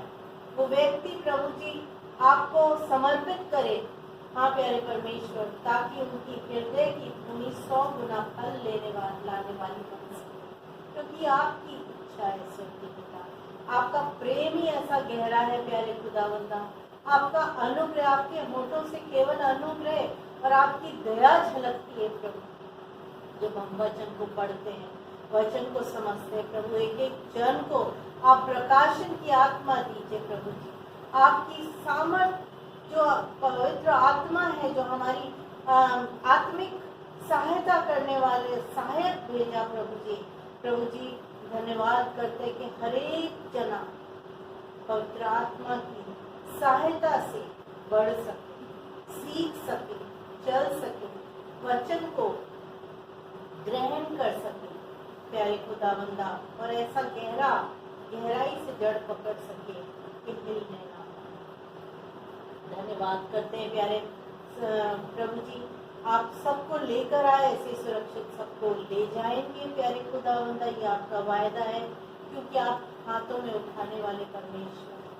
धन्यवाद देते हैं आप सबको, एक एक जन को सुंदर बनाए दीजिए आपके वचन से, सुंदर और सुंदर बना दीजिए प्यारे परमेश्वर। आपकी सामर्थ बना, आपका आत्मा बना, जैसे आपने इस बेढौल पृथ्वी को प्रभु जी केवल बोल के सुंदर बनाया, वैसे ही जहाँ जहाँ हमारे भी जीवन में एक बेढौल बना अंधकार है, जो हमें अभी तक जो चीज़ हमें समझ में नहीं आती प्रभु जी, आप प्यारे खुदावंदा आपके मुख से बोले हुए अविनाशी बीज जो हमारे लिए तो हमें सुंदर बनाए प्रभु जी, ताकि हम सब एक एक जन एक तेजस्वी कलीसिया बन सके। और जब आप आए तो प्रभु जी उस बोझ के अंदर हम पाए जाएं, और प्रभु जी आपके साथ हमेशा के लिए प्रभु जी आपके जो घर है उसमें सदा वास करने वाले हैं, क्योंकि ये आपका सपना है।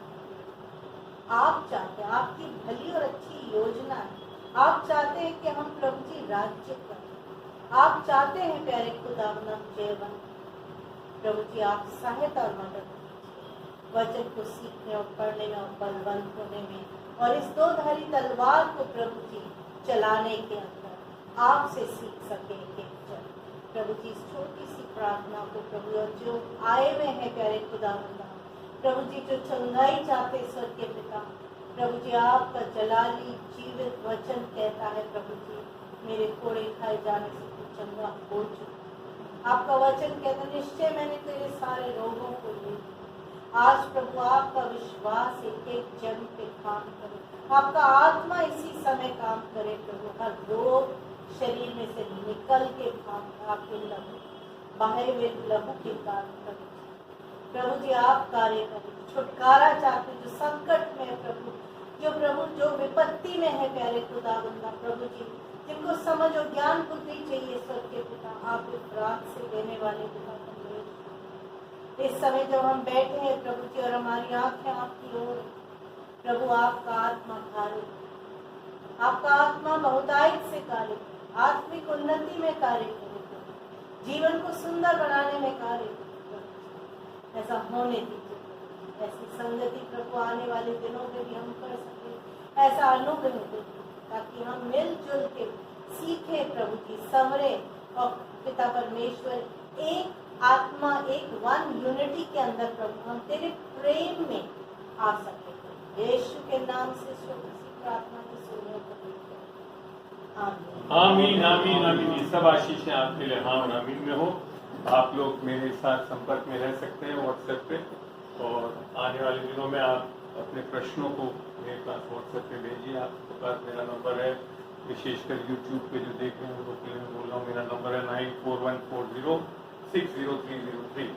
और आगे भी हम इसी तरह से मिलना चाहेंगे और आपके ऐसे सवाल जो वचन के हों और चाहे वो संसार के विषय में हो, उनका वचन से समाधान कैसे होता है, कैसे हमें जयवंत जीवन यीशु मसीह के वचन के अनुसार चल के जी सकते हैं आत्मा में, उसको हम आगे हमेशा से बताते रहेंगे। मेरी और बीना की तरफ से बहुत बहुत धन्यवाद। आप सब आज इतना समय निकाल के आए। आगे भी हम चाहते हैं कि आप इस चीज को और आगे बढ़ाएंगे, यीशु के नाम से मांगते हैं, आमीन आमीन।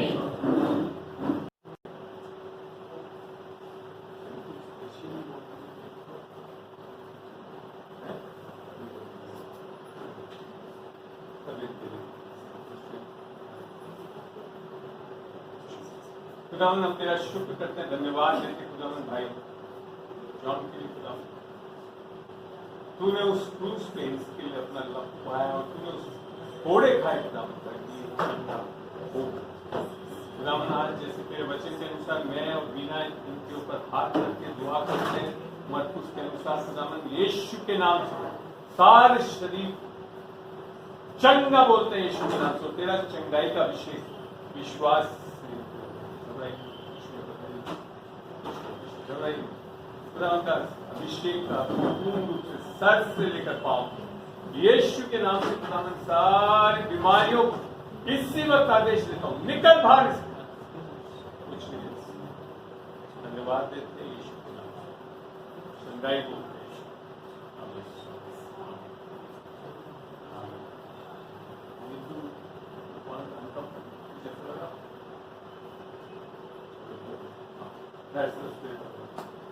Thank you. हाँ आ जाइए, आगे जिसको भी दुआ करनी है अंदर आ जाइए आप।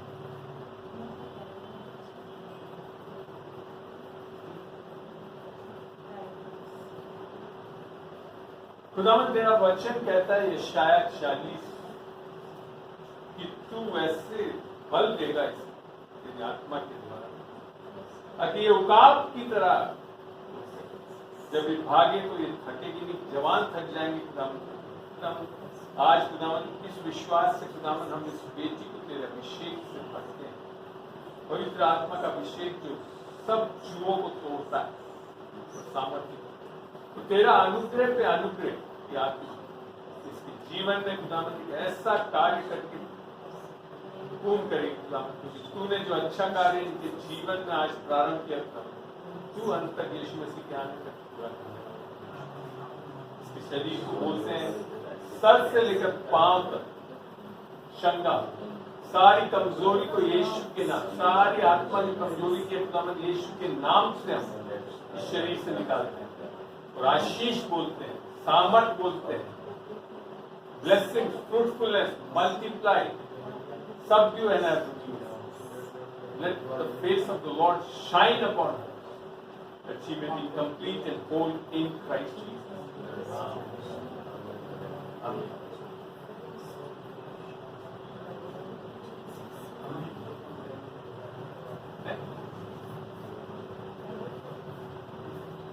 अच्छा था? दवाई बहुत बड़ी चीज होती है। क्या बात है?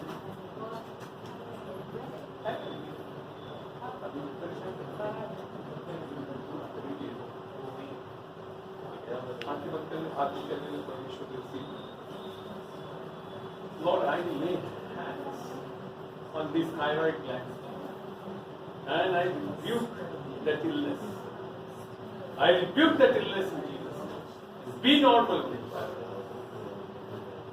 Every levels of hormones be normal in Jesus. We command it. I speak to this body and this body. Be healed in Jesus' name. Be healed in Jesus' name.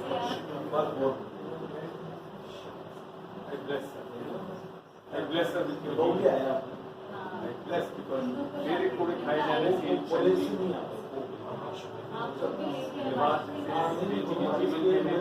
मेरी आत्मा के लिए, मेरे रक्त के लिए और मेरी सच्चाई से विश्वास से ये ग्रहण कर सकते हैं। यीशु के नाम से मांगते हैं। आमीन। सब और कोई प्रार्थना के लिए आना चाहता है? आप आना।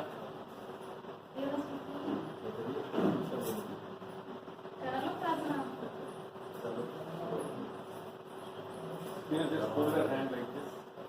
Suppose that.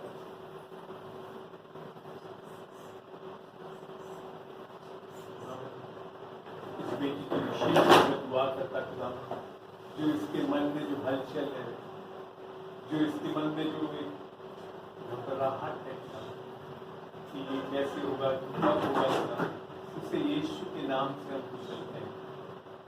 तो तेरे आशीष वचन, तू ईमान, तू सत्य और तू जीवन है, इसके लिए तेरे बगैर पिता से कुछ पा नहीं सकते। धन्यवाद देते खुदा, बराबर शकल अंदर लाहर के खुदावन, शकल अंदर लाहर के fill her with your peace, love and joy, तेरे आनंद, तेरे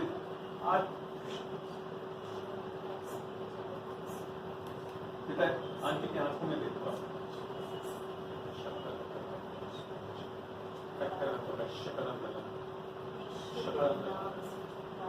Lord, I lay hands upon this child. The bountiful spirit of grace, अनुग्रह की आत्मा से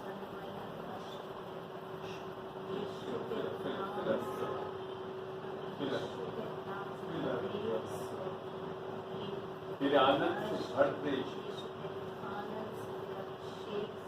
सारे जुओं को तोड़ते हैं यीशु के नाम से, आजाद करते हैं इस बेटी को सारे बंधनों से खिलाफ, और तेरे सामर्थ्य अनुग्रह की आत्मा से आजाद होकर और आशीष बोलते हैं सर से लेकर पांव तक इसके सारे organs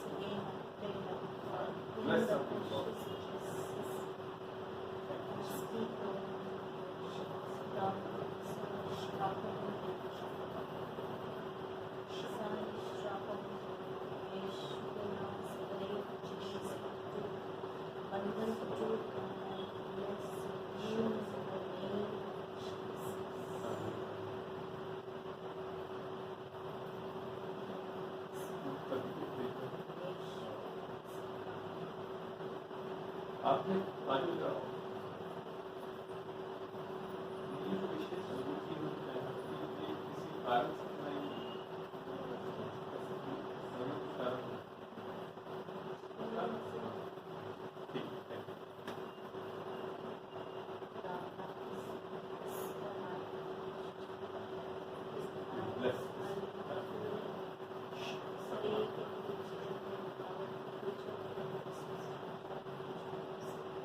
Yes, Lord.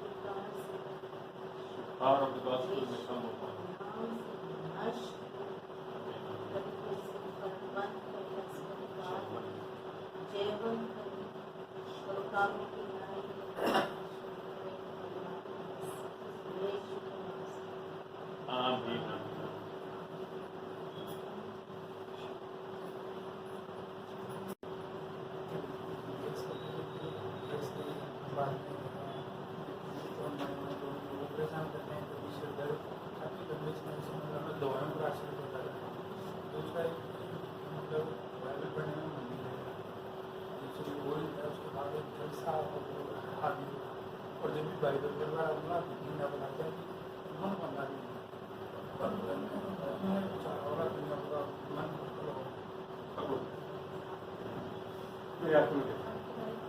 Lord, I speak to the spirit of error.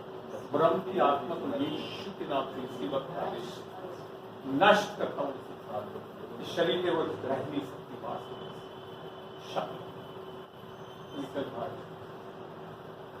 भ्रम की आत्मा निकल बाहर इसी अब भी इसी वक्त। और सच्चाई की आत्मा जो इसने पाई है उससे हमेशा यीशु के नाम से स्पिरिट ऑफ ट्रुथ सत्य की आत्मा में होना है।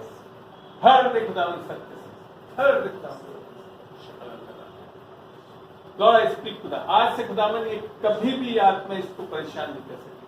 नहीं तूने इसे डर की नहीं परंतु सामर्थ की सद्बुद्धि और प्रेम की आत्मा से भरा है।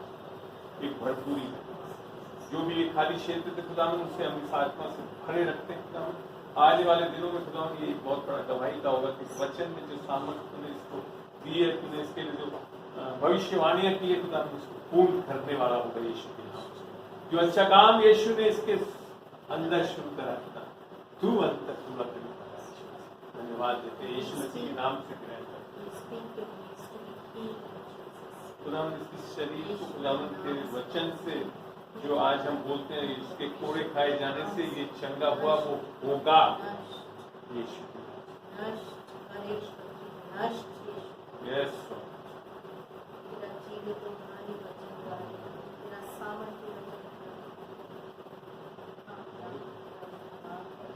एक मिनट रुकना वापस उतना इधर Lord, I pray in Father, the spirit of gift of wisdom and knowledge be filled with you. Fill him, Father, fill him. ज्ञान और सत्य की आत्मा से भरा रहे।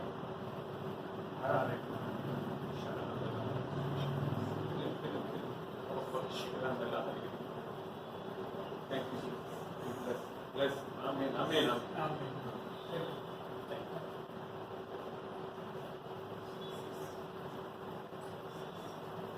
हाँ बोल क्या चाहिए?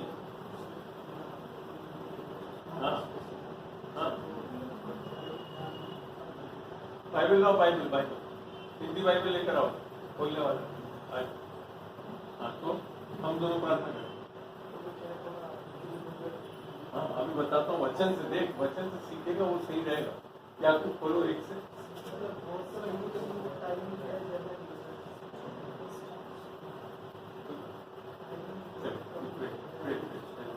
बाद में पढ़ना है।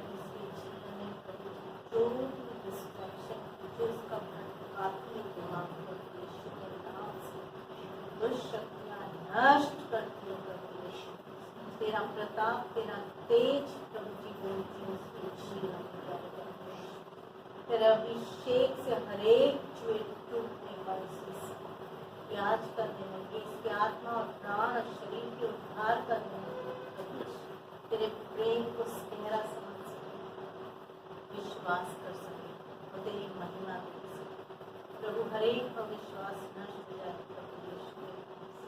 पिता तू इस बेटे से बात तू इसके हृदय को छू मन को छू लेकर पवित्र आत्मा के सामर्थ्य से और ज्ञान और बुद्धि से उत्पन्न अपने ज्ञान अपनी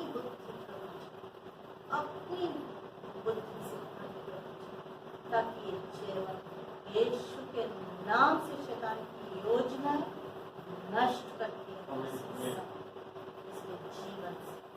परंतु प्रभु जी ये ऊंचाइयां देखे ये विजय देखे और तुझे ये थामे रहे क्योंकि जब तू थामेगा प्रभु जी और ये तेरे को थामेगा प्रभु जी तो ये सफलता पे सफलता ऐसी महिमा हम देखने पर इसके जीवन से यीशु के नाम से आमीन। बोलो या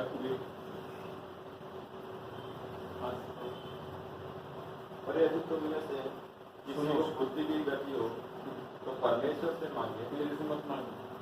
किससे मांगना? परमेश्वर से मांगो। जो बिना उड़ाना दिए सबको उदारता से देता है। तो इसलिए तब तक गलत पट्टी देने लगता है। सही बात बता। और उसको दी जाएगी, ऐसा नहीं कि रोक देगा, पर विश्वास से मांगे।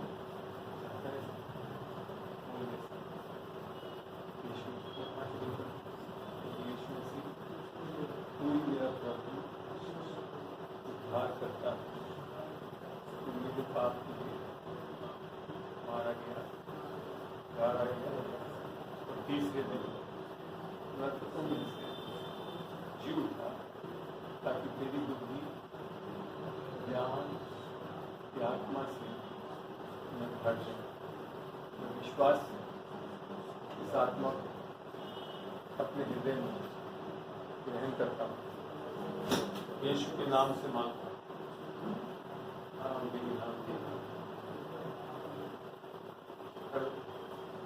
क्या